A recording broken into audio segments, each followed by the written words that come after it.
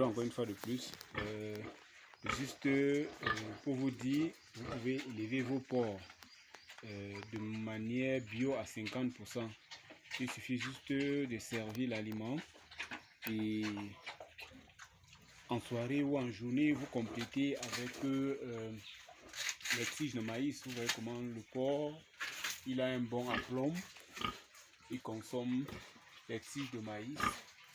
Et ces mêmes tiges de maïs, chaque fois quand je vais aller là derrière, vous verrez, là c'est une porcherie de 10 loges. Vous verrez que les porcs là, bon, celle-ci elle a mis bas, une taille de portée de 9 et aussi, et elle aussi elle consomme les tiges de maïs sans problème. Ceux-ci, je venais de les sévrer. Donc j'ai sévré, ils sont juste à une semaine après le sévrage et eux aussi consomment sans problème. Ceux-ci sont à 1 mois et demi. 1 mois et demi après le sévrage. Donc quand je les sèvre, je vends au fur et à mesure pour acheter aussi l'aliment. Ceux-ci sont à 1 mois après le sévrage. Et vous voyez, l'évolution est très bonne. J'ai sévré ceux-là il y a juste de cela une semaine. Et ceux-ci sont à 3 mois après le sévrage. Donc quand je les sers à manger, en journée, je les donne également un peu de tiges de maïs. Parce qu'actuellement, c'est la saison de récolte de maïs. Ces tiges, je les verse là. Eux, ils consomment, eux, ils broient comme vous voyez là. Et celle-ci, elle est juste. Ce sont ces petits que je venais de sévrer de l'autre côté là. Et là, c'est mon mâle. Le mâle que j'utilise pour croiser mes porcs, c'est le mâle Nema. Donc, vous pouvez par moment donner ces tiges de maïs au porc. Parce que ces tiges de maïs, tout à l'heure là, juste derrière, je vais vous montrer le rôle.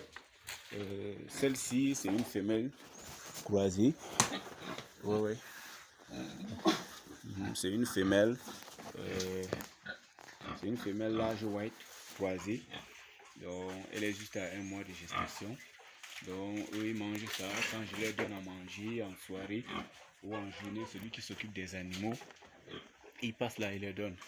Oui, celle-ci, elle est gestante. Oui.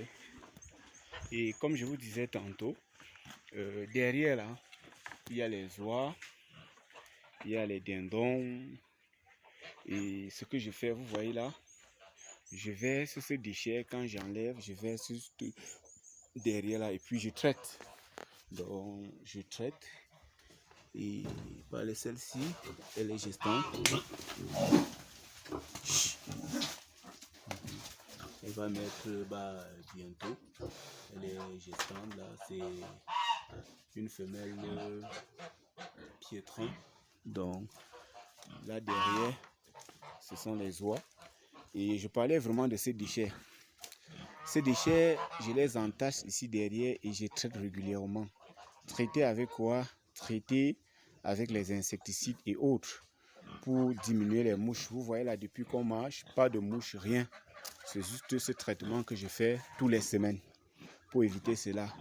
Et maintenant, après, ces déchets me servent tellement. Donc, comme je disais, vous voyez, eux, ils mangent ça avec appétit. Je reviens là, vous voyez par exemple, c'est eux qui ont broyé comme ça. Quand eux, ils broient comme ça, je mélange avec ces fesses. Et puis, ça me fait un très bon compost. Et ces déchets, comme je vous le disais, c'est pour envoyer au champ d'avocatier. Donc, je fertilise mes avocatiers avec les lisiers de porc. Je n'achète pas les fientes de pondeuse parce que je n'ai pas assez de moyens. Les fientes de pondeuse sont aussi très bien recommandées. Mais c'est beaucoup plus les fientes de porc qui sont recommandées pour la culture des avocatiers greffés. Parce qu'en fait, quand vous mettez les fientes de porc font presque 2 ans au sol, contrairement aux fientes de pondeuse qui sont très bonnes. Et la période en champ des fientes de pondeuse est faible. C'est le petit constat que moi-même j'ai fait parce que j'utilise régulièrement les deux. Donc, vous voyez là, les porcs consomment ça avec appétit.